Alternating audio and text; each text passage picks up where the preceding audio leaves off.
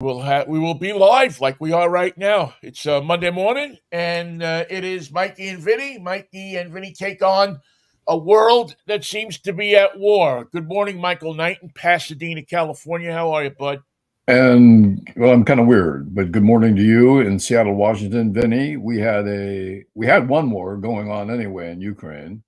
Now we have one that sounds so familiar, but it's got a different twist to it. It's got a different beginning. It's got a different set of characters, a different tone, and it's the type of invasion, war, attack, murderous spree that the Israelis may have thought they were free from, that they had gotten past, that their security would prevent, that their precautions would alert them to. And that's the weirdest part of this story, is that none of those things happened. The what they call an outlier. It's the black sheep syndrome. Nobody ever plans for a black sheep to be born. There's no way to predict it. But if you don't prepare for it, then the black sheep will be among you before you can do anything about it. The Black Swan, same story. There's a book about it called The Outliers. That's not the name of it, but the concept is nobody ever plans for the worst. They think they do. Yeah. But in reality, they haven't got a plan for what happens when the plans don't work.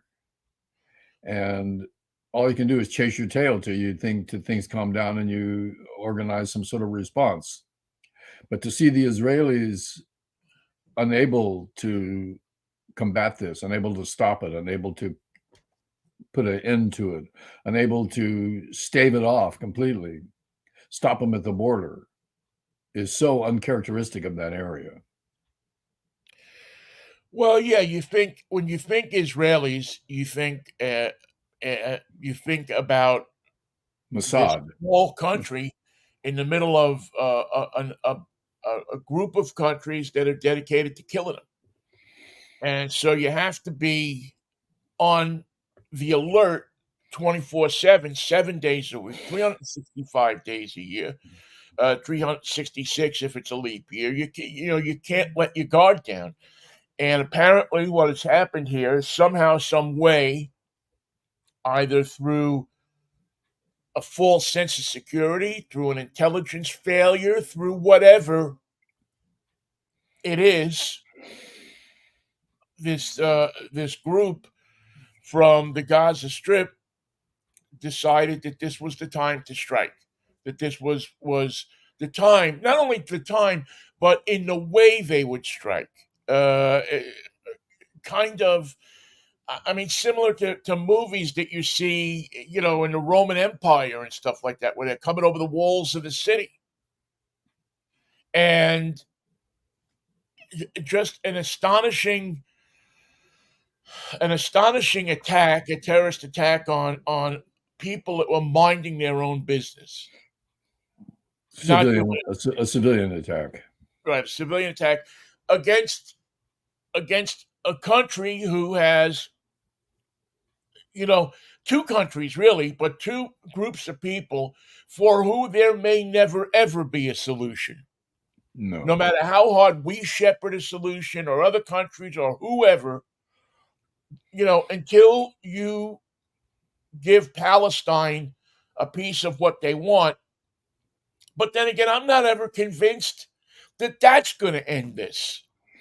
No, because the peace will be the wrong size, and the peace won't Right. be inclusive enough, and the peace won't be satisfactory. And and who wants a piece of land totally surrounded by another country so that you can't leave it, you can't travel, you can't drive to the beach, you can't drive to the mountains, you can't leave your area. You are in Gaza's Strip or in the territories, and you're surrounded by your enemy. You see your enemy every day. You interact with the soldiers and the police every day. You may have a job in Jerusalem or actually travel to enemy country. This is the untenable, unsustainable, ugly, and angry, hateful situation that they've got themselves into since 1948. And there's no sensible solution, because the sensible direction, the sensible solution, is not one that anyone is willing to entertain. This should have been settled long ago. Think about the enmity and the hatred between Japan and the United States during World War II.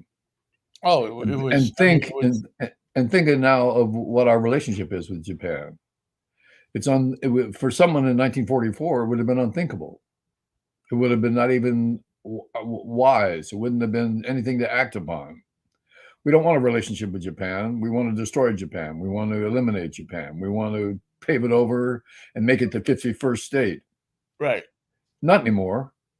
There's no hatred between those countries anymore based on what happened in World War II. We've evolved past that. But the area of the Middle East never evolves. It never gets clean of its past. It never turns over a new leaf. It never becomes something new and important. It becomes something old and ancient, and it just festers every day. And anytime anybody offers up a solution, there's always going to be somebody who doesn't believe that that solution is right, whether it's the Palestinians, whether it's the Hezbollah, whether it's the Hamas, whether it's the hardline right wing Israelis, the liberal Israelis, the center, softer Israelis, whether it's whatever country it is, somebody's always going to have something to say about it. Add to that the situation with Iran, and they're believing that this is the best way that they can get back at the United States Yep. By attacking their by ally. attacking our closest ally. And you just get this situation that, at some point, somebody is going to have to capitulate. Somebody is going to have to say enough is enough. But that point hasn't come in 5,000 years. Somebody's going to have to give. Well, we'll give, but we're not going to give to them. And we're not going to give on this point. But we'll Yeah. give. Well, we'll give. Just mention anything, but not that. Try anything, but not that way. And you're just continually dealing with this. It's sucking the life out of The planet. the planet. Yeah, really. When you look at it, you think to yourself, okay, well, now we have a war in the Middle East. We have a war in Ukraine. I'm sure something else will pop up here in the next few weeks. War in And all of a sudden, Florida. you look at the world, It'll be the Florida war, Vinny. It'll be Ron DeSantis gathering troops and Donald Trump gathering his troops, and they'll meet in West Palm Beach and play over the line for all the marbles. well, how long do we believe that something like that couldn't happen here? We always had this belief that because we were separated by two oceans, that we were invulnerable, we couldn't be attacked. But what we never really looked at is the fact that we could be attacked from within, With our own 707s. our own people, our worst nightmare of using people in this country, but not just jets, but the Timothy McVeighs of the world, who load up a truck with fertilizer and park it in front of the federal building, and The it Proud blows Boy, up, and the Proud Boy solution. yeah, and hundreds are killed. So I don't know how in the world we're ever going to take this mean streak out of people. I don't know if there's a drug that can do it. I don't know if there's what the solution is to stop this inherently bad group of people from functioning. But I know that you have a bunch of scumbags who came over a border and annihilated people for no reason. Or I shouldn't say that. For what they think is a good reason. Oh, the best reason. The most, it justifies everything. Right. In doing that, you have these horrific scenes of people taking people hostage,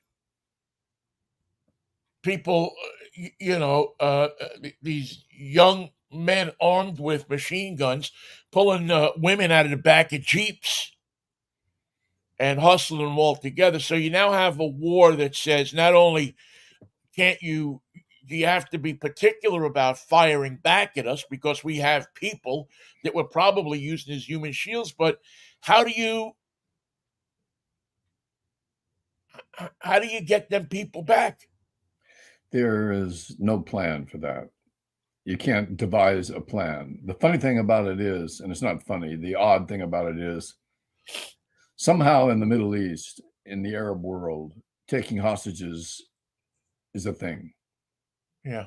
It's cowardly, it's childish, it's murderous, it's a war crime, it's beyond the imaginings of most civilized societies. But in Nazi Germany, do you think taking hostages would have been a big deal? They didn't bother. They just killed everybody. They didn't want to Yeah. put anybody into a truck and take them home. Yeah, you got to feed hostages. You got to keep them alive. Well, yeah, you would think so, but you get tired of it after a while. Yeah. Let a couple hostages go. Who's going to know? They don't know. They don't know how many we have. Yeah. They don't Yeah. know who we have. And But where did that come from culturally? The idea that hostage taking is a noble and a noble gesture that produces results. uh, uh, beats the piss out of me, man. I got no idea where um it comes from, or I just know that it's effectively used. It's like prisoners of war, but in a different way. Yeah, And then it's prisoners of war would say, well, we have the Geneva Convention. This is how you must treat your prisoners. The Japanese said, well, we're not going to do that. The Germans said, why should we feed them? What's the yeah, point of that? They're just going to want more food if we feed them. It's and it's it's a it's a recipe for abuse and more death. The idea that a hostage is going to be something that will be returned as you in the same condition that you lost that person. Not true. Not possible. Not even part of the game.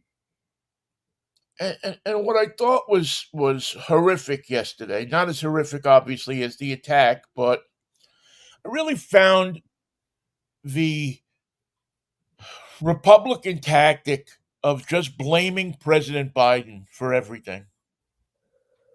This is the same Republicans who don't have a Speaker of the House, and now we can't respond in terms of a vote of support It, and it, it, a level it of just camaraderie that they can depend on. yeah, it just rubbed me the wrong way. Again, I don't know who's to blame. I don't know. From what everybody and that I'm reading and everything, the money that was given back to Iran as in exchange for the hostages that they had, the Has not people been in spent. jail. We manage the accounts. It hasn't been spent. Right. It hasn't been spent. It wasn't like we sent them $6 billion and they, handed it over to Hezbollah and paid all these people. Said, "Okay, well, now we can pay you for going over the fence." And if they had done that, we would have followed it. There would have been an alert. What are you guys doing with the millions of dollars? We're buying rockets. Oh, where? Over here at Johnny's Rocket Store. You can get them.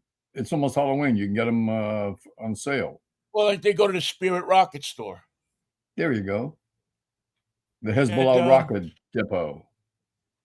yeah, I just in times like this, my father used to say to me, and I never believed him, but he always used to say, "You're president, right or wrong." And while I don't believe that, I do believe that there comes a time when you need to keep your mouth shut and just let things play out. Say, "I don't know.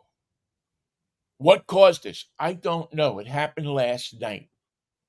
But Well, in this everybody case, is so pushing to get on social media and to get on the Sunday morning shows and come up with the line that will get them a million retweets, that they're willing to go out and they're willing to blame the sitting president of the United States for an action that really nobody knows plus remember anything about. that transaction produced the freedom of people who had been taken hostage in a previous situation. And the Republicans don't care about that. They care more about the lie that they just told about Joe Biden. And they're working on their next lie to tell. Right. And when it comes time to fix this, Vinny, and the United States has a role in it, what's the House of Representatives going to do when they don't even have a speaker to gavel in the session? Well, they'll All have a because of their speaker. gun. It'll be either Jim Jordan or Steve Steve Scalise, Scalise. who both of them together couldn't get arrested. Oh, they could get arrested, especially in Ohio. Yeah, yeah, yeah. I'm sure that Jordan could probably. Doesn't I have mean, outstanding warrants. this is the best that the Republican Party can come up with. A sex abuser. A sex abuser and a psychopath. A go along to get along type of psychopath. So this is who our country is in the hands of. Our country turns its lonely eyes to Steve Scalise and Jim Jordan.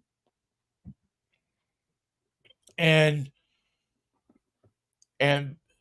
now,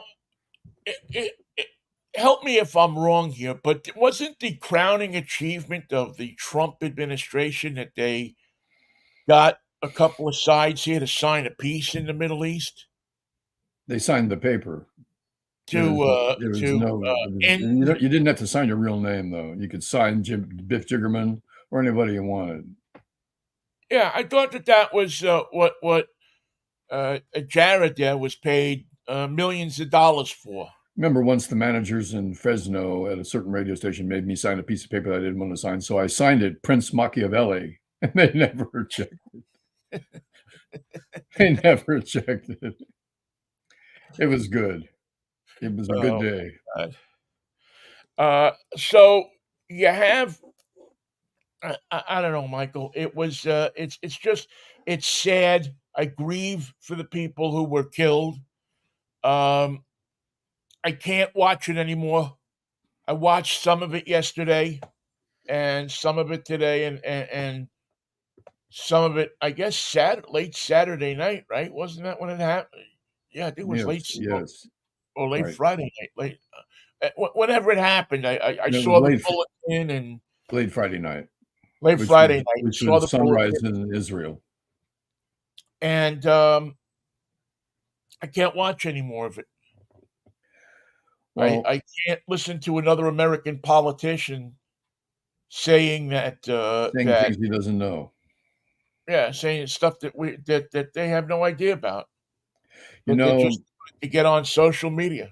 I mean, by I'll do now, what we're doing right now. by now, Netanyahu would have carpet bombed the whole place, except he can't.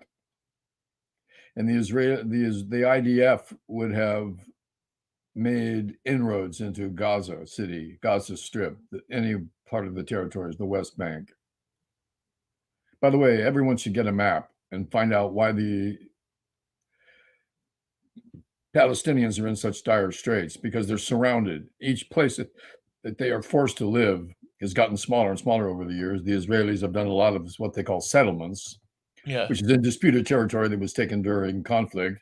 And now they say, well, it used to be yours, but you fought us that day and we won. So now it's ours. Except those are the people closest to the border now and in the most contested territories. So they're not safe like they used to be, like they assumed they were. Right. They assumed, I mean, not for nothing, but who was the person who thought that it was a good idea to have a music festival on the border in front of the Palestinians? It was not a Probably good idea. not the Well, greatest idea. it was the end of the holidays, the end of Yom Kippur. Yeah. But Netanyahu can't do what I just described in terms of carpet bombing the hell out of their enemies. They can't even enter on foot and go house to house without putting the hostages in danger. So if you can't bomb and you can't shoot, you can't walk in and you can't fly over, what are your options? What is plan B? There isn't one.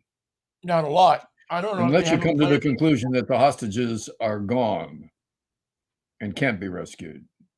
True or untrue? You make I that think that's assumption, something you have to face. then you I kill think I everybody. wouldn't count on any of those hostages coming back home. You know what Um, Frankie Five Fingers said? Kill them all. We got the well, strength. Let's yeah, kill them all. I mean, I wouldn't count on any of the hostages coming home. I think it's I said sad. Five Fingers. I meant Five Angels. Five Angels, yeah. It was. It's just devastating. I mean, it breaks your heart. It just absolutely breaks your heart. Not that there's war, but that breaks your heart. But that again, we're we- we've had a situation here that has gone on since we're kids, Yep. and it doesn't seem like they're any closer to a resolution of this thing now, with all of the insanity going on and has gone on over the past 75 years. They're no closer to a solution now than the day that they carved out Israel. Well, when they carved out Israel, that set everything in motion. The war, the Israeli war, the Palestine war with Britain and Palestine and Israel and the Jews. There weren't any Israelis because there was no Israel. And the odd part about that is, as soon as that war was over, well, it was never over. As soon as that chapter of the war concluded, the Palestinians said, "But that's my house. That's my house over there. They're living in my house. I want that back." Well, we're drawing the line here. So unfortunately, you don't get your house back. Well, that's my street. I want my street back. No, well, I see what you're saying, but we had to draw the line somewhere. So we drew it there, and then that's the best we can do. But that was my child's school. Now the Israelis are going to that school. Of course, there were no Israelis. There were going to be. Did they have a flag? Did they have a prime minister? Did they have a government? Did they have a Knesset? Did they have an election? When they did, that was all done without the Palestinians. You said, but I used to be there. That used to be my neighborhood. I grew up there. My father grew up there. And so the solution, such as it was, didn't solve anything and didn't placate anybody and didn't take into consideration all the generation long differences and bickering and war and killing and hatred that renews itself every generation. Now the kids in the Palestinian territories don't go to school; they go to Hamas training. So when they're 13 or 14, they're ready to play. They're ready to play the serious game of life and death, and they've got nothing to lose, and they've got all the inspiration that they need every day. That 13 or 14-year-old kid carries an AK-47, sees the Israeli soldiers, sees the Israeli police, goes through the border checkpoints, is regulated in every part of his life. The Israelis can turn off the water, they can turn off the electricity anytime they want, they can turn off the sewage, they can turn off civilization, and they do periodically as punishment. But the Palestinians got nobody to punish and no means of punishment and no way to get even. So they think about it all day long. And somebody came up with a really good plan. You can blame Iran if you want, but somebody in the Palestinian side kept mum about the whole thing. How many Right. rockets did they fire? And they didn't even know they had them. They fired thousands at once Yeah. because that was the only way to get through the iron ceiling, the missile protecting system. So they just said, we'll fire so many they can't stop them all. And 1/3 of them or 1/8 of them will get through. And then we'll fire 5,000 more or 2,000 more or however many they've fired. What nobody knew was that they had that many rockets ready to go. Yeah. I mean, intelligence just seems to have broken down. I mean, I'm always thinking that we have allies and people, even in that part of the world, that keep an eye on things. But the intelligence community has been so decimated over the past, I don't know, 7, 8, 10 years. Um, Well, the leadership of Netanyahu is hardline, but is it visionary? Doesn't seem to be. yeah, I don't know. I don't know. All I know, Michael, is that a bunch of kids went to a music festival Got blown away. and got blown away. Very similar to what happened in Las Vegas Yeah. several years ago, where a bunch of people want to have a good time and to sing along to songs and do what we take for granted. And once again, death has found them. And as a card carrying member of the I Love Music Society, it hurts because you know, and I know, and we all know that we've been in that position of standing in a field somewhere watching some band or some musical experience and having the time of our lives. And we haven't had the experience of it turning tragic like this or Las Vegas or whatever, but it makes you think about it's another one of those things that make you think before you go somewhere. And even if you're here, Are you even vulnerable? you're thinking before you go someplace that has that kind of open vulnerability. Well, should I go? And it's such a sin to me to have to think about these things going somewhere to enjoy yourself. I mean, these people that were at that festival, they weren't. They, I mean, I don't know. I wasn't there, but I can't imagine that they were looking across that fence or looking over the border and saying, "I hate these people. I hate these people." I think it was a peace festival, wasn't it? Yeah, they were sitting there thinking, we're going to enjoy music and we're going to have love and acceptance and all of this kind of stuff. Now, maybe I don't know. Maybe there's certain people in the world that you're never going to be able to accept. Maybe there's certain people in the world that no matter how many songs you sing, no matter how many flowers you put in the barrel of your rifle, no matter how many different peacenik things that you do, they're just never gonna.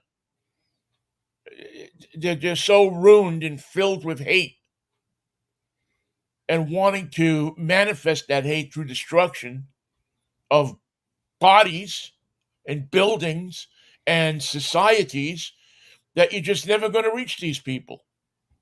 And so, what do you do? Do you Well, exterminate them?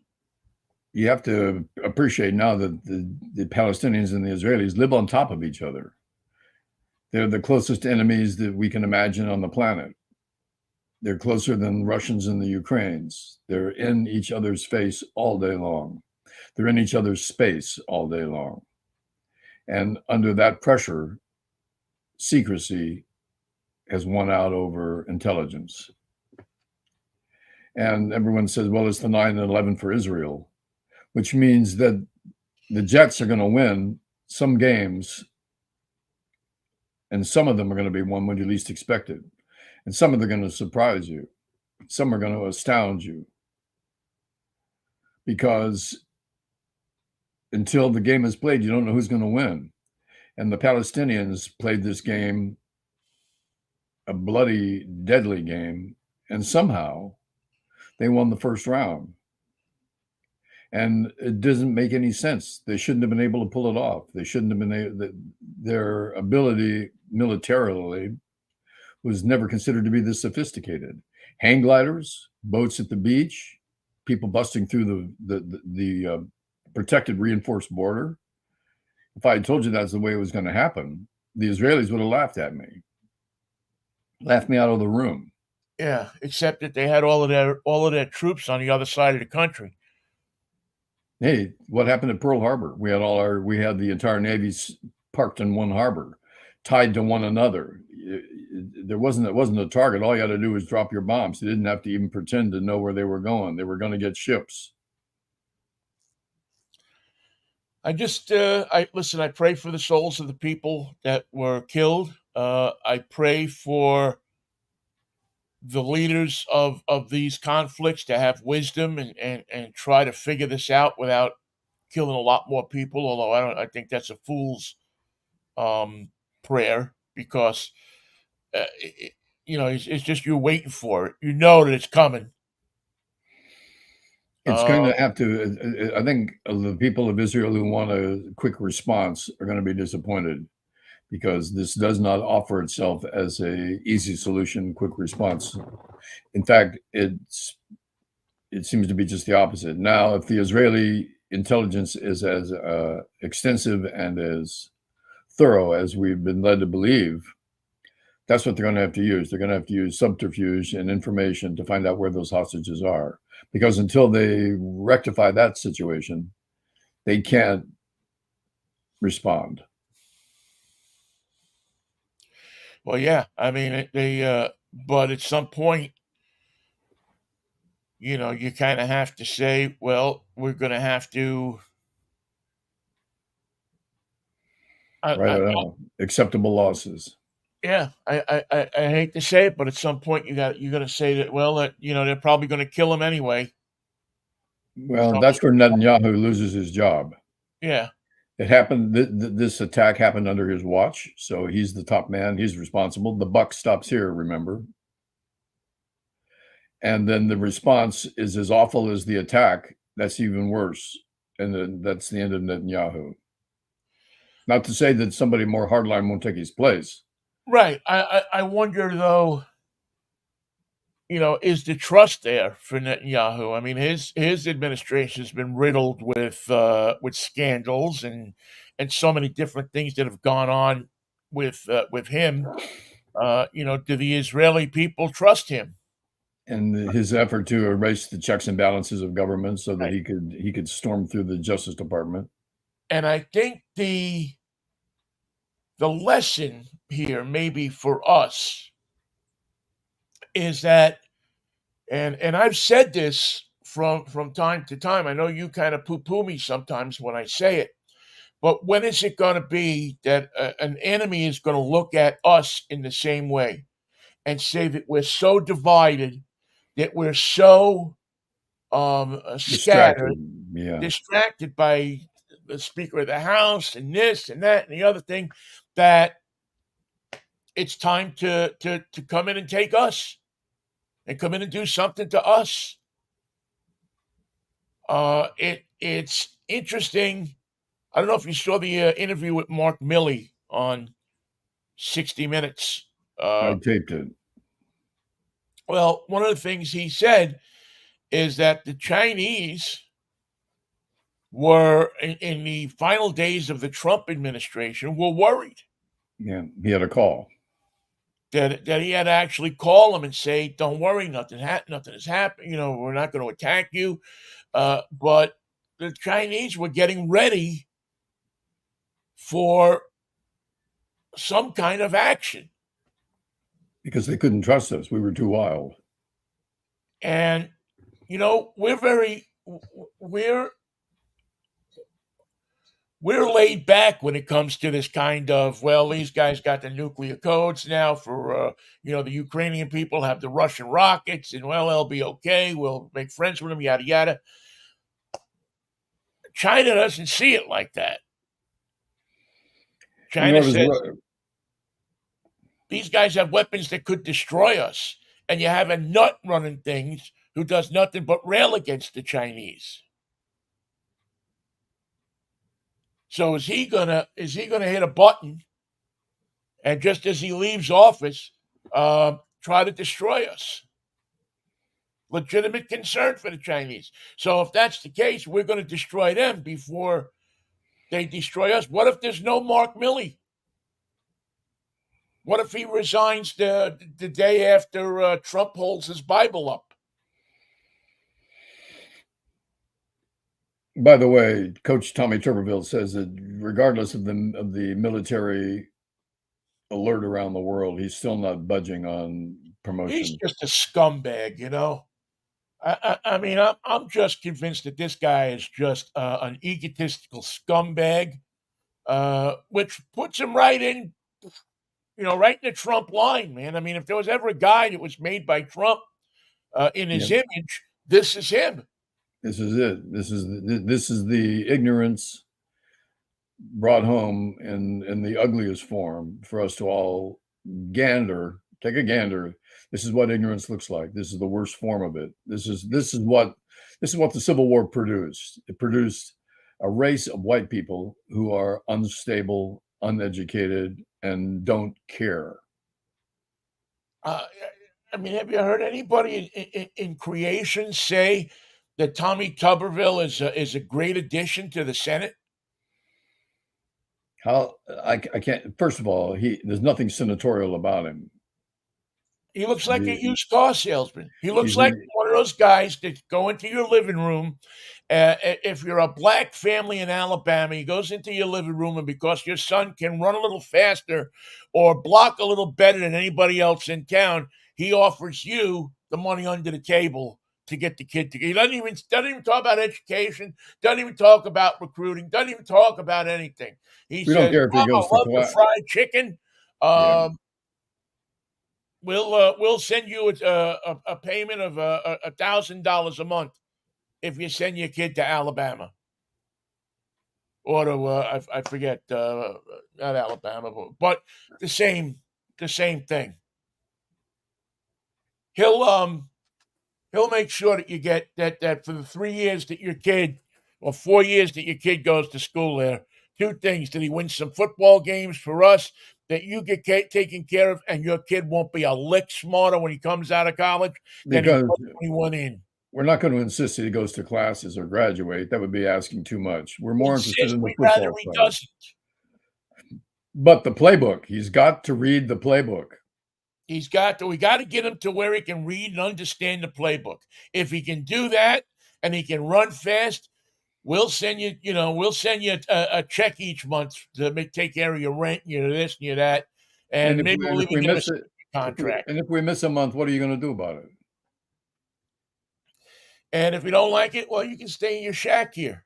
You have my word. Yeah, I'd hate to see the littering of the roadway with the words of Tommy Tuberville.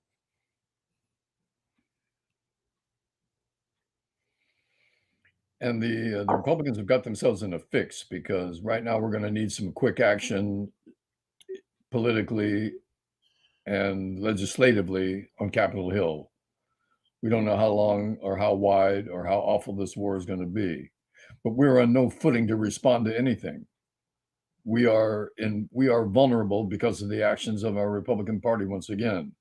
They put us in danger, they leave us in danger, they create more danger, they create uncertainty, they create opportunities for our enemies. Militarily, we're behind because there's no promotions. Politically, we're behind because we have no speaker.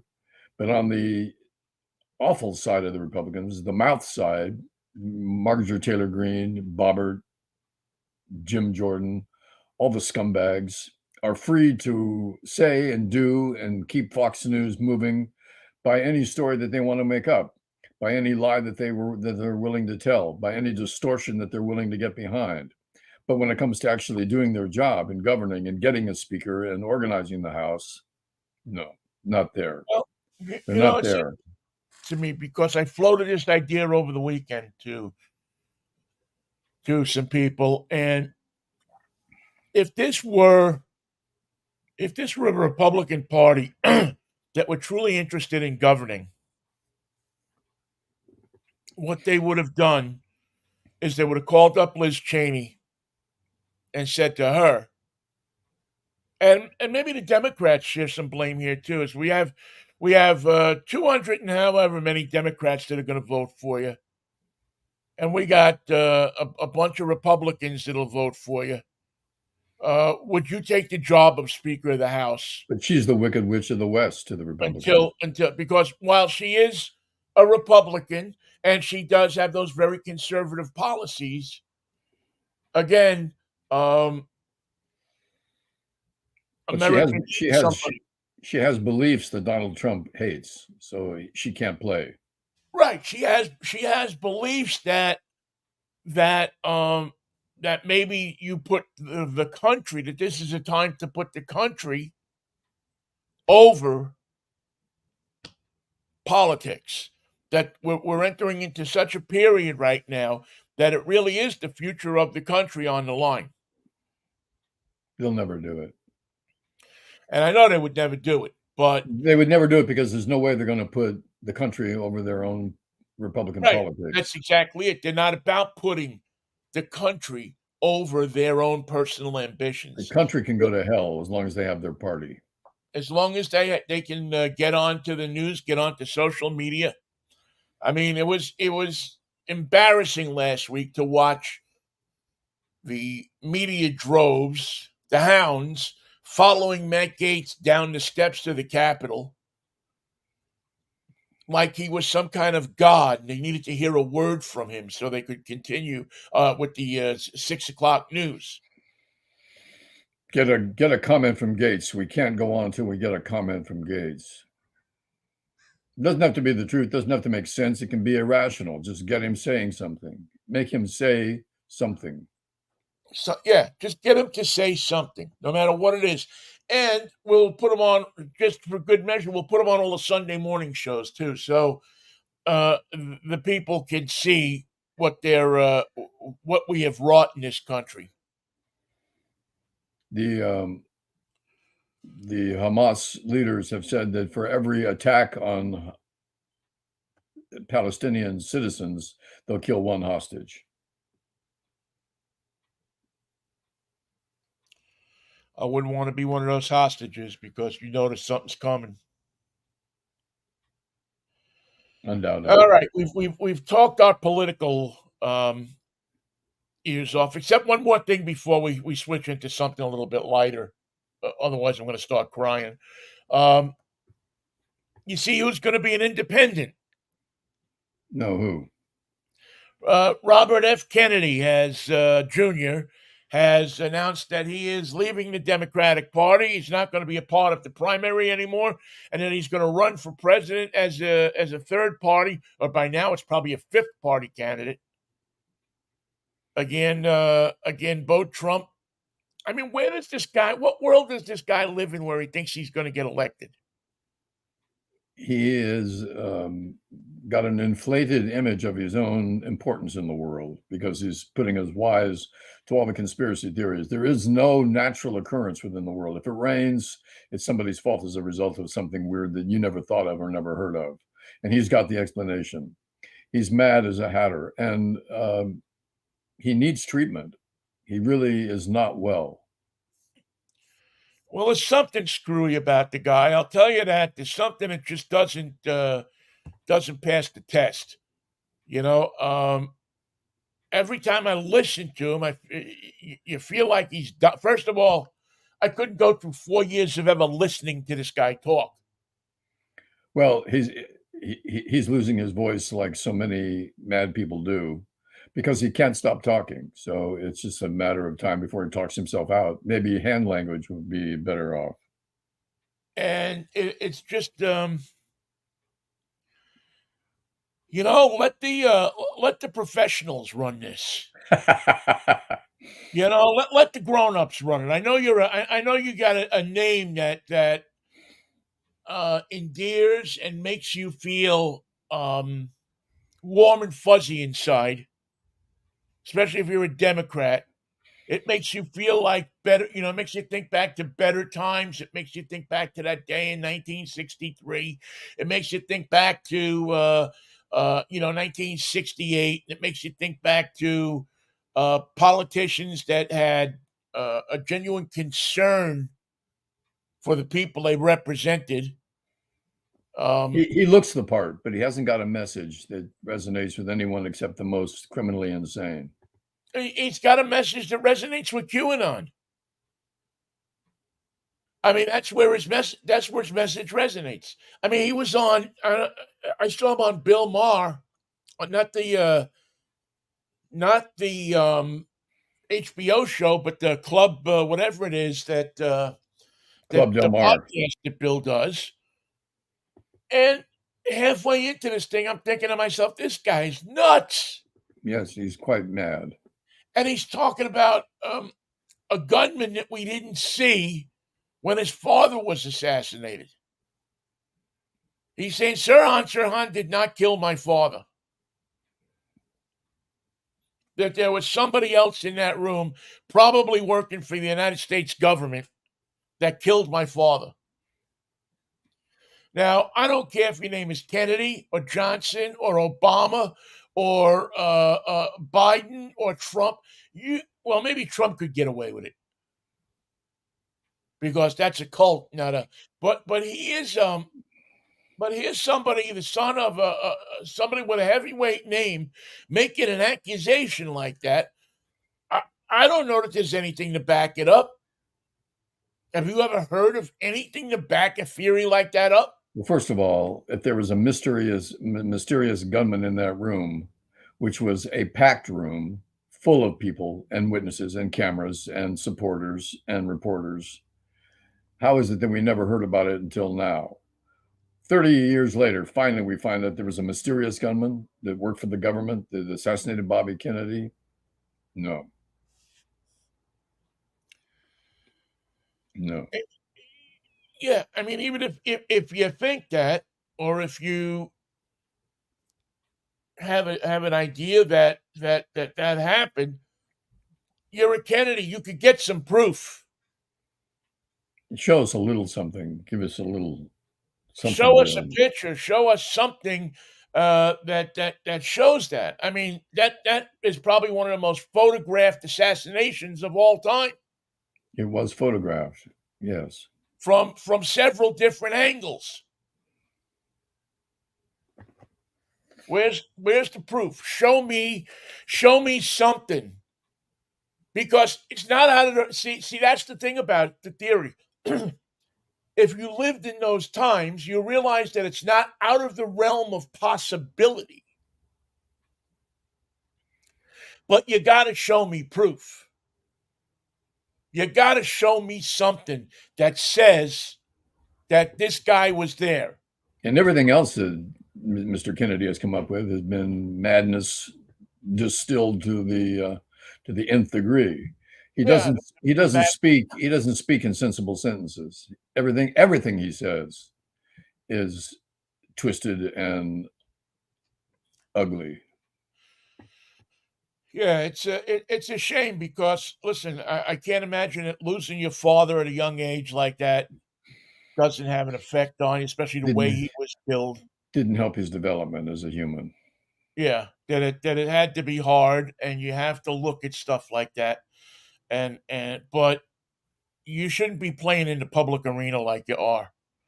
If that's what you're going to be about, which is again another form of garnering attention for yourself.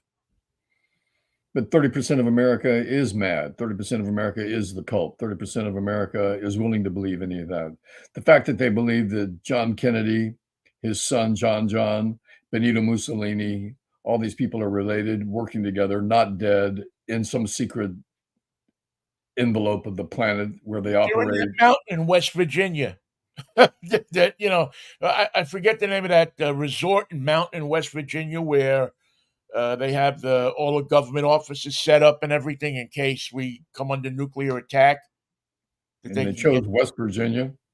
Yeah, it's in West Virginia somewhere. I can't remember the name of it.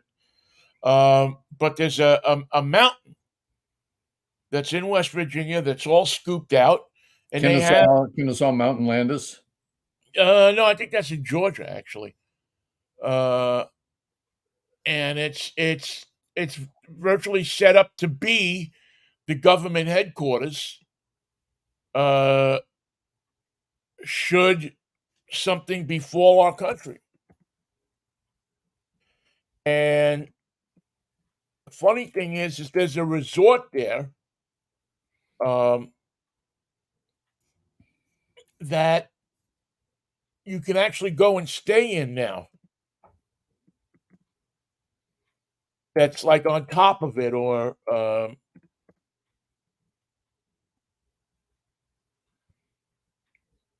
the Greenbrier. There we go. The The Greenbrier. bunker at the Greenbrier Resort in West Virginia.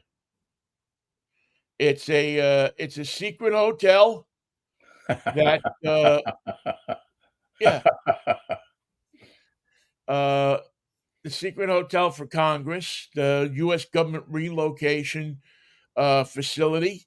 The Greenbrier Bunker is now open to visitors interested in learning about the government back then. But it was a secret hotel. The bunker goes down into the mountain. It's decommissioned now. I guess they never acknowledged the existence until 1992, uh, when the government then decommissioned it because the Washington Post did a story on it. And the one thing about secret locations is once they're not a secret, they really don't become very useful anymore. And our government is not very good at keeping secrets, obviously. Even on paper, we don't even know where those secrets are, for that Yeah, matter. it's been renovated and now it's used as a data storage facility for the private sector. And they probably just spent billions of dollars to build another one somewhere else. But they have there's a resort there that you can go and stay at. Is it That a was nice neighborhood? Have you that been was there? the hotel. Well, it's in West Virginia. Judge the neighborhood on your own. I mean, this past weekend in West Virginia, they had the Apple Butter Festival, which I missed, and I really feel kind of bad about that, in Berkeley Springs, West Virginia, which is a fine little town.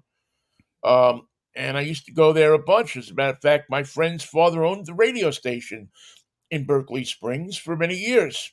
Just to show you how America doesn't work, Trader Joe's does not have pumpkin pies. Here we are in the Halloween season. It's the what day is this? The 9th of October? The 8th? No, the Yes, 9th. and I So and I go to the checkout stand and I said, "Where's your pumpkin pies?" And the answer from two different people was, "Pumpkin pies? What do you mean by that? you know, You used to sell pumpkin pies. Now you don't. Where are the pumpkin pies?" they And have the and the and everything the else. answer is just unbelievable. It says pumpkin pie. What? They have freaking pumpkin pie. What do you call it? Pumpkin spice nacho chips. Yep. But pumpkin They pie, have everything is pumpkin spice. As a matter of fact, pumpkin spice mayonnaise. Yeah, we have that.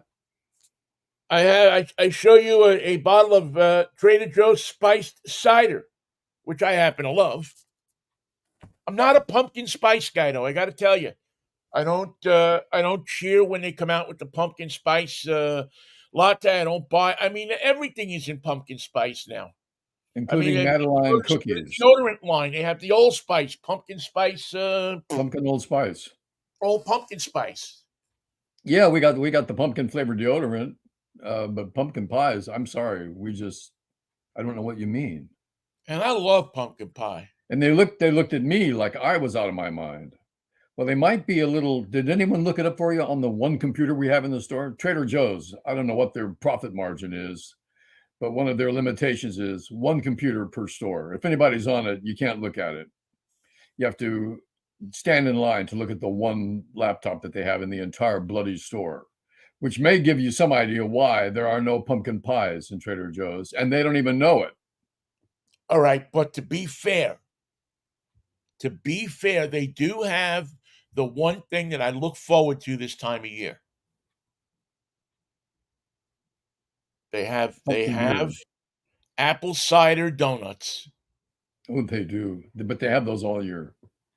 Now, I don't know if they have them all year. Oh yeah, I know about my apple cider donuts. Really? See, I Yeah. don't see them all year. And you know what I noticed about the apple cider donuts? And I said this to one of the checkout people at Trader Joe's who was standing there, and I said to her, I said, "Watch the apple spice donut table. People will come and they won't just pick up a box of donuts. They'll go in and they'll look at the box. They'll stand there for a few minutes. Should They'll I? Should walk I? around the table Nah, I'm not going to get donuts. That's silly. and they'll even walk away. And then 2 minutes later, they'll come back and they'll grab the box of donuts. Nobody just walks in, grabs a box of donuts, puts it in their cart, and continues on. It's like the toughest decision in Trader Joe land. Because should I be buying donuts? That's what's going through their head. What do I need at my age more than donuts? Number one. Oh man, there's nothing better. I specifically go to now. It's not so much out here. I haven't seen it that much out here, but back east, every little farm stand has one of those donut machines that dip the Ooh. donut down through the oil, and it goes through the thing, and then it comes out, and then there's two old ladies that are putting the cinnamon on the donut, That and might you be get it hot good. as it comes out of the Ooh. thing, and you get a cup of coffee and 7, 8 of those donuts.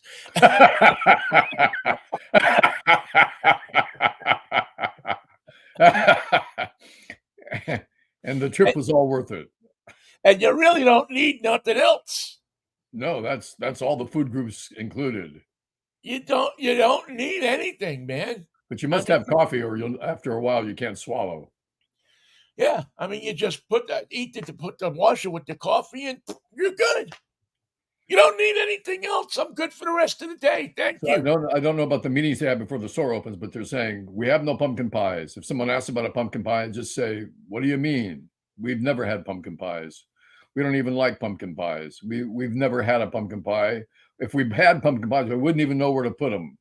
You Well, we could put have them." no pumpkins left after we stuck all the pumpkins in everything else from massage oil to nacho chips. Is there a pumpkin flavored carburetor being used currently by any American or I'm foreign car? sure that there is pumpkin spice flavored gum out carburetor spray somewhere in the universe. I'm sure that the Gum Out Corporation or the STP Corporation. Hi, I'm Andy Granatelli. I use STP. People forget how dominant STP was in our lives in the 60s. Remember that? I mean, the 60s, the 70s, every car had like an STP sticker on it. How many guitars in rock bands had an STP sticker on the guitar? Guitar cases, Yep. drum kits. I mean, you could. I remember kids, always coming to my father's gas station asking for STP stickers because they Wow. used to give them out free. I And I didn't was know that. popular in class because I had the market cornered. I'd go into class once or twice a year with a stack of STP stickers like this, Buying political favors from your just handing constituents. them out in the schoolyard to the people that liked me, and not handing them out to the people that didn't. What did they expect? Yes, I had And the market what did cornered. STP stand for? Uh, Sudden terrific pronunciation. yeah, yeah, I can't. That's a good question. I don't know if I knew. Now I know GTO stands for Gran Turissimo Omogato, and I know See, that Uncle is the United Network Command for Law Enforcement from the man from Uncle, David McCallum, who just passed away last week. But I don't know if I know. I'm gonna Google it, and it's gonna come up. It's gonna like piss me off because going to take you to the drug. uh STP Racers Additive. Edge meaning. Uh, what does the STP stand for? Science, technology, and performance. There you go. Sounds like a class your daughter would take now. Specials for the smart kids in sixth grade. Yes, we had SP classes. STP and Andy Granatelli made millions off of that. He probably made it at home in the bathtub. B in all the commercials. And Yeah, STP. There's a guy. Did you put it in your gas tank? There was STP gas treatment and there was STP oil treatment. The original, I believe, was the oil treatment. It was like it would almost look like a maple syrupy kind of thing that you put in. I think it was $1.50 a can, and we would try to sell it to people all the time, and it actually worked. It actually extra lubricated the inside of your engine. So if you had like bad lifters or something like that, Calm you them could pour down. a can of STP in it and it would quiet down the lifters. It wouldn't gum them up. No, no, the heat. Now I think if you overused it, like if you put a can in every oil change, you could probably gum it up. But the heat broke down the STP as it did with there were other products of the day that worked just as good. There was Wins Fiction Proofing, and there was, of course, the one that was born here in Seattle, Bardol. Bardol, I remember that. Bardol with Blackie Bardol. Um, and he was, and Bardol was probably number two That was for racers. for well, it wasn't just for racers. It was a heavier consistency oil that coated parts and made them extra lubricated, and by that, it stood to reason that you would get more horsepower out of your engine because your engine would run better And reduce wear. and reduce wear. Whether it really worked or not, I'd say if you had an older engine, you probably had a better chance of it meaning something to you than if you had a new Surprised the hell out of your lifters. one. Well, no, it actually it again it lubricates them with a heavier consistency of oil than the normal 30 or 40 weight that you would put in, or a 20 weight, no matter what the particular manufacturer called for. So you'd put this stuff, it would be heavier oil, it would stick to the lifters, stick uh, to the lubricating parts in the engine, and by reason, those parts would operate more efficiently. You'd get better horsepower, less of a problem. But probably over time, over a long period of time, or with too much use, it I don't think it could be harmful, but it probably wouldn't help you either. But as a short-term solution for like you're in a used car lot and the lifters are making noise and you want to sell the car because it really STP. does need a valve job. Give me some STP and some Bardol, please. A little STP, a little sawdust, a little oatmeal, you're ready to go. The car won't make noise for a couple of weeks. And when it does, it's going to be some noise. Well, you just got to make sure you get it past the 30-day warranty. For some reason, I remember the time I left Fresno. I had topped off my oil and left the oil cap off. Not good. That was one dirty engine. No damage done. I Oh pulled yeah, over, yeah. pulled No, over and got some oil.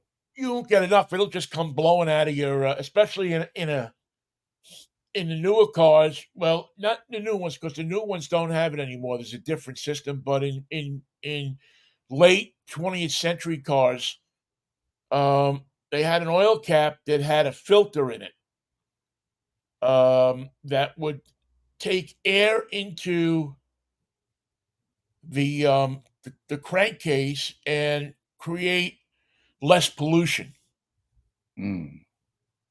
But if you took that cap off, the oil would blow into the cap and then come back out again, and the air left in would somehow, I forget how it actually all worked.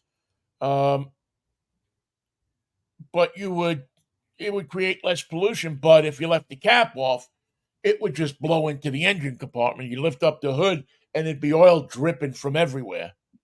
I I mean, can you wouldn't attest. lose a quart, but you'd lose a quarter of a quart, a half a I, quart. I, I actually I lost more than that. I think it took two, maybe three quarts to get me back, but no damage done. So I accepted the dirty engine as a lesson well learned, and the engine functioning as just luck.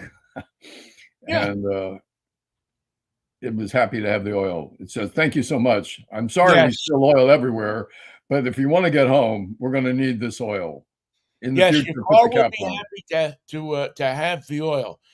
Um, what do you think of the football day yesterday? I mean, I think I know 49ers, the baby. Cougs lost down there. I'm going back to college ball for a second. Um, they somehow gave up that game. They cooked it. They Cougs, yeah. Um, but yesterday with the Seahawks off, I got a chance to watch the Steelers. That was a good game. And that was well, it was a We're, good we're game if you're a Steeler fan because you expect to win every game by 30 points. So, well, Pickett is not capable of delivering 30 points quite yet. yeah, he's still developing. Um, he's probably on the same curve or similar curve than Ben Roethlisberger was. I mean, he shows those scattered signs of brilliance, especially to Pickens, Yep. uh, the guy who he seems to love to throw to the most. Pickett to Pickens. Pickett to Pickens is going to be, a term that you'll hear in Pittsburgh for years. Hopefully, but somehow, some way, they pulled out a victory yesterday. Baltimore played a strange game. It looked to be the more nimble team, but they just could not pull it off. They just, whenever they needed something, AJ Watt said, "Do you mind if I dance? Because here I come." Well, there's it's interesting. It's one of the great rivalries in football. And if the Steelers don't get up to play any other game that year, they get up to play the two games they play Baltimore. And it really is one of the most evenly matched rivalries that you'll see in sports. I think there's 2 points since Tomlin and Harbaugh took over those teams. I think there's 2 points difference In total scoring. in total scoring. So it's a close rivalry. No team dominates the other for any period of time. They sometimes dominate them.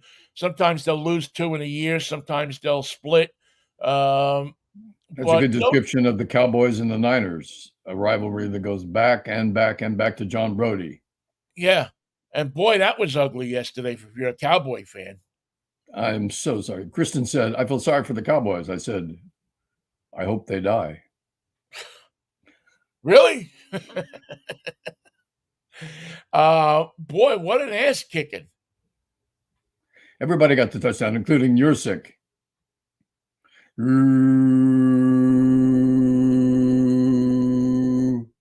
They said.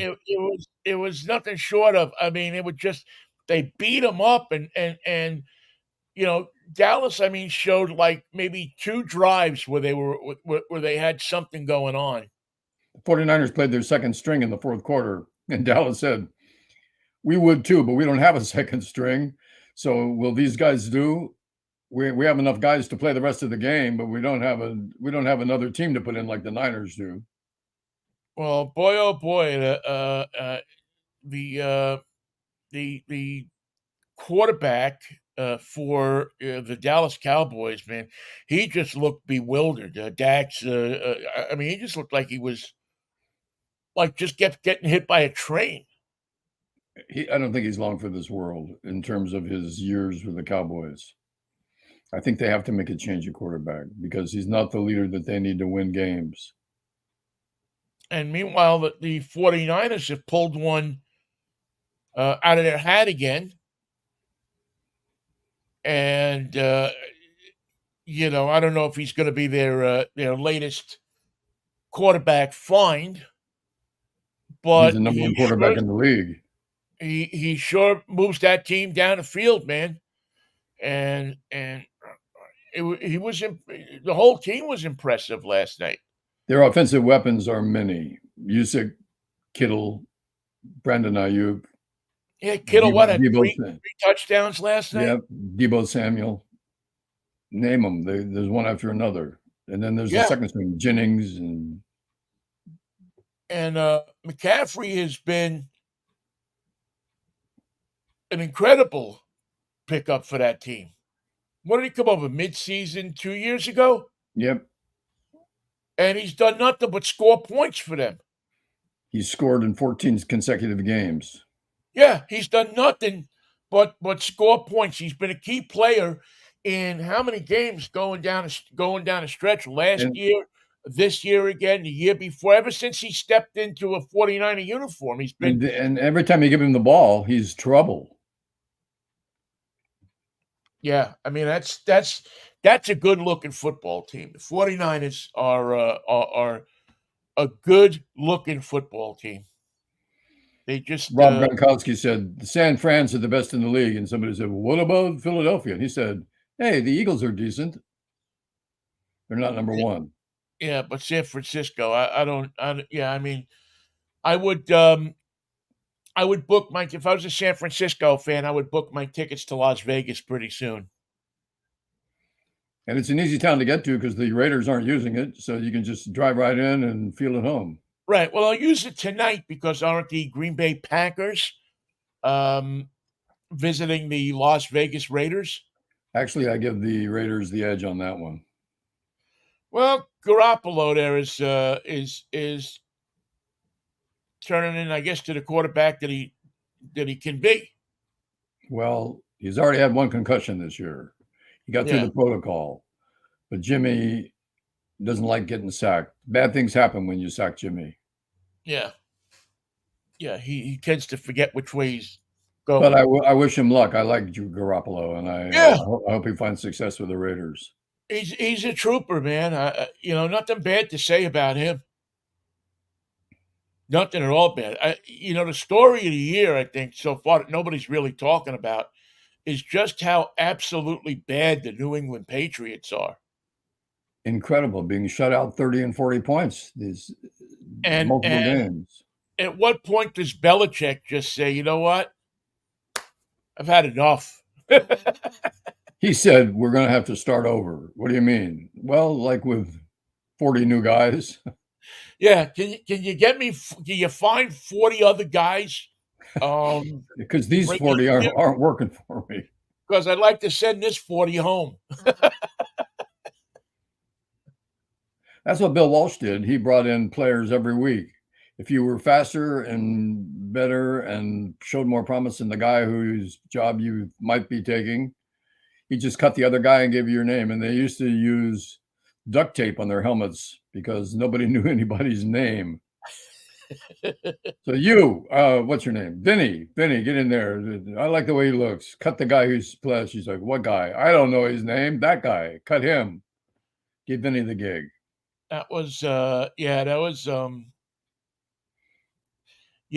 those were interesting days for the 49ers. And why are you cutting everybody? Well, because we only won 2 games, and I can never tell which 2 they're going to be. So until I got a team that I can expect to win, I'm going to just keep going through the players. And goodbye to you. I never learned your name, but you're gone. And another guy whose name I have yet to learn is going to take your place. Well, that's what that's really what Walsh excelled at. I mean, he didn't suffer any fools on that team. It's similar. There hasn't been a turnover like that probably since Colorado got 80 players for the season. By the way, they won this weekend. And it was a close one with Arizona State. Yeah. Interesting. The Giants actually looked like a football team again. But their quarterback got hurt, didn't he? Even though they got whacked by Miami, 31-16. At least they weren't bumping into each other as they were on Monday Night Football. Another interesting one is the Jets going into Denver and beating the Broncos. Now, who Denver is trying to be the worst team in football, and they're remarkably close to Well, achieving yeah, that. they're trying it, but New England is really trying to not let them get. If you're going to be bad, be bad. Just get shut out. Right, and New England is really trying to take that title, but Denver is in there as a competitor. The Giants are, the are in the race. I mean, there's a few teams who just look like they're just not really all that good right now. um, I can't luckily, believe that there are some coaches left in the NFL, and Bill Belichick is one of them, who doesn't call the plays. What does he do? He doesn't even wear headphones. He why has does he? no Why does he need to wear headphones? to talk He's to the other Bill coaches. Belichick. He knows what's going on without the headphones, doesn't he?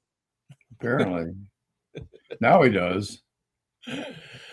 Oh my God! Yes, so the Seahawks get the week off this week, and then they will. What about the Huskies? They had the week off too, didn't they? I think they did. Yeah, I think they did. Well, they had to hire a new athletic director, Oh, that was a burden. Did they make the so wrong move? they couldn't play this week, and so they did. They hired I think an athletic director out of Tulane, if I'm not mistaken. I thought they were going to give it to an ex-player, Mono Tuiasosopo Jr. Yeah, I know he was campaigning for it, but they wound up hiring some guy out of Tulane. Um, it was announced on Saturday morning, which I thought was interesting. They couldn't even wait till the end of the day. Uh, but he will take over. I mean, Troy Gannon is the guy who's going to come in, Dannon, and like in yogurt. no Dannon like in DANNEN instead of ON.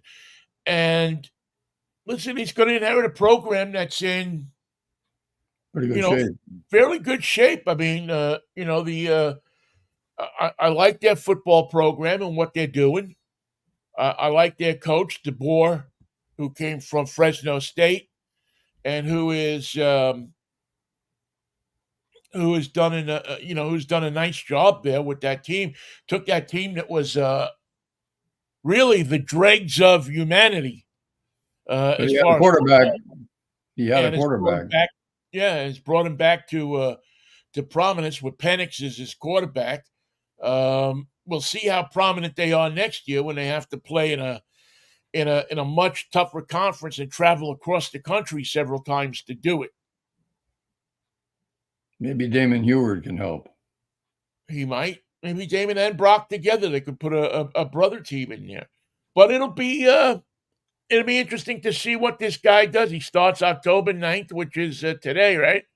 And will be introduced to the news conference on Tuesday, October 10th. I don't know if Barbara Hedges is going to be around for that, but Oh, I miss those old days. she should drop by. I And miss those old and days what with do they Bob. tell him? What do they tell this guy Denon? What do they want him to do? Don't do anything. You don't even have to come into the office. We got this. What's that over there? That's Billy Joe Hobart's Camaro. We keep it around. We keep it we It keep could it be parked yours. outside the athletic office as a reminder to all who pass through these blessed portals that What the hell is the Montlake cut? Is that a way to cut a suit so it fits you'll in? see it. You'll learn what the Montlake Cut is. Wait till opening day on the Montlake Cut. You'll well, Wait till you visit the parking lot before games. Did these people go to Washington? They don't look like educated men and women. No, they're not. They're just no, fans. they went to it's South Seattle Community College, but they are now raising the flag of the Huskies, A W. the W, not the W of the feared rival WSU, but the W. So you know, it'll be it'll be wild to see what direction they take. I mean, really, if you think about it, I mean, I think this guy probably has to just come in and just take the keys, put them in the ignition, start it up, and just drive it the way it's going. Um, Everything is set for him. I mean, he's not going to have to make a decision about where the what conference they should go to. All he's got to do now is follow the schedule, right? Those decisions have been made. Right. So they want somebody who will be happy about the decisions and say that it's all a jolly well roll. And remember, you must beat Oregon, but they're good. and beat That's your Oregon. problem. That's your problem. Now I think that's who the Huskies have this week is Oregon, if I'm not mistaken, which is always a fun week up here. Where are they playing? Boy, that's a good question. I have to look here and see. Football. Let's look at the schedule. You can always find out what's going on. Let's see. You can buy tickets. Oregon versus the University of Washington at the University of Washington. Oh no, yeah, versus Oregon at the University of Washington. You can buy tickets for the game if you'd like, $99 to $315. I'll give that some thought. $99 to go see a college football game. But the Huskies are undefeated, 5-0. They're 2-0 in the conference, and let's see, they beat Boise State. I mean, they put up a staggering amount of points this year. I mean, they beat Boise State 56-19. Tulsa 43-10. Michigan State 41-7. Cal they beat up 59-32. Oh, Cal. Oh, But Cal. everybody's beating up on Cal. I mean, good God. That doesn't surprise me. Wow. I forget what I was watching with Cal this weekend, but boy, oh boy, did it look ugly. And then they went down to Tucson and they scored a reasonable amount of points, 31 against the Wildcat of Arizona. The Wildcat. That's Wildcat. Funny. And then they have Oregon. And this is always a game that, as Rick Neuheisel used to call it, for the championship of the Northwest Division of the Pac-10, which didn't exist. It still doesn't exist. Now nothing exists. Still doesn't exist. But Rick Neuheisel made it up and said that we won a championship like that. We won that. We were the championship team of the Northwest. And then you have I guess, I mean, I don't know. Is this going to be the final Apple Cup on Saturday, November 25th?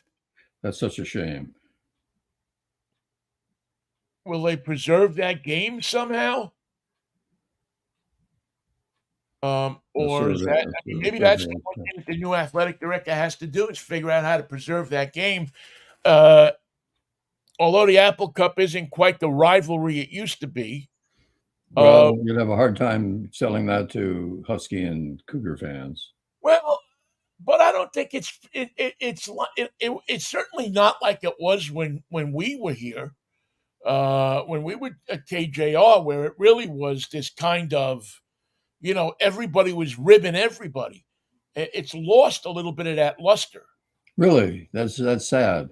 Yeah, I think it has. I don't think people get as excited. You don't get as much trash talking as you used to. So I guess that for a lot of it just doesn't hold the same kind of grip on, I mean, Apple Cup week around here was something. It was a big deal. I mean, people wearing their colors all week, and one side of the monorail was dressed up in Cougar, crimson and gray, the other side in purple and gold, and I mean, it was nuts. People, families didn't talk to each other this week because some of them were Cougs and some of them were Huskies, And the Huskies were always looking down on the Cougs as their kind of little brother, little Ugly cousin, ugly cousin. step cousin. And and I know that over the past few years, I don't know, I don't remember about that, but I mean the Huskies were beating the Cougars pretty handily, um, every year, and I think that took some of the luster off of the rivalry. So it'll be interesting to see if people turn out and people get excited about this one. One of the things that they did with the game is it traditionally was played before Thanksgiving, that final week before Thanksgiving. Well, now over the past years, it's been played on the Saturday after Thanksgiving, That changes the and I timing. think it changes the dynamic of it a little bit. I think a lot of people are away or going home or doing this as it became a more transient, not a transient city, but a city where more people weren't from here. The town kind of clears out a little bit at Thanksgiving. Everybody's going home because this isn't their home.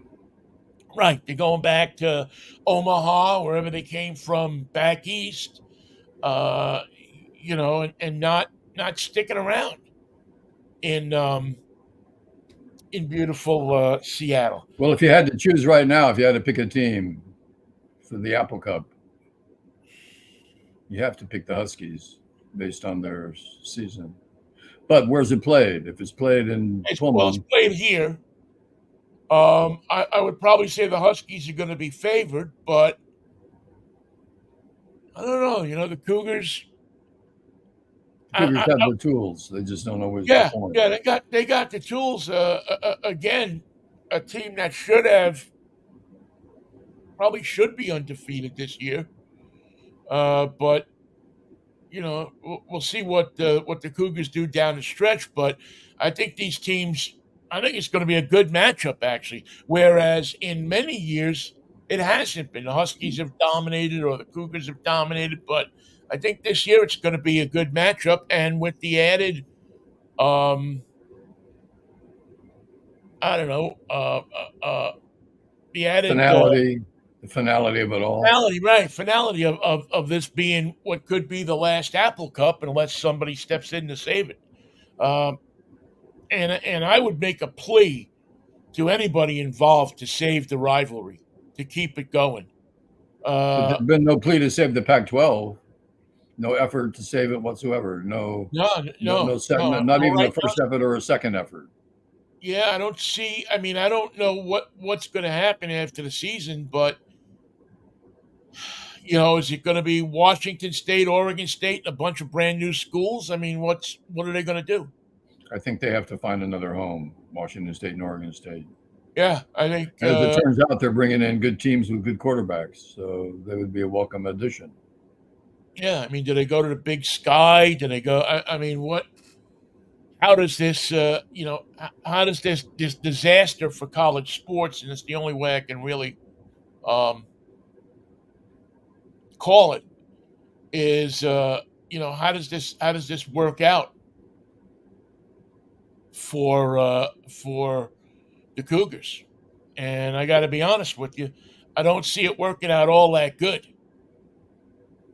It's I just going think to make it harder for them to put together new teams. Part of the attraction was you're a Pac-12 team. You're playing against the right. best in the West. So that'll Well, be. Vinny, it's one of our longest shows. Yes, I can't believe that we time is flying by. Well, we had the whole Israel thing at the beginning, but And we didn't what do you resolve say that on we Thursday. meet back here on Wednesday? Will it be a wacky Wednesday?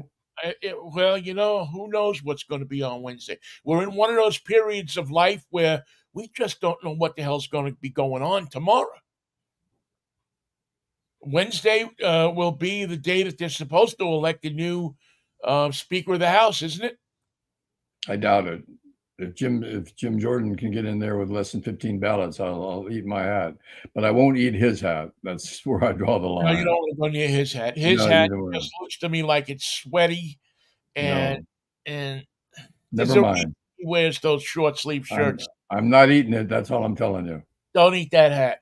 All right, Mikey. I will see you Wednesday if the Lord's will and the creek don't rise. Until then, of course, uh, be nice to somebody today, and I don't know. We need some peace in the world. I think War is easy. Peace is very hard.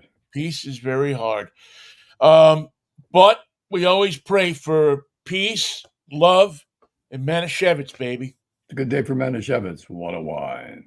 See you, Mikey. See you, Vinnie.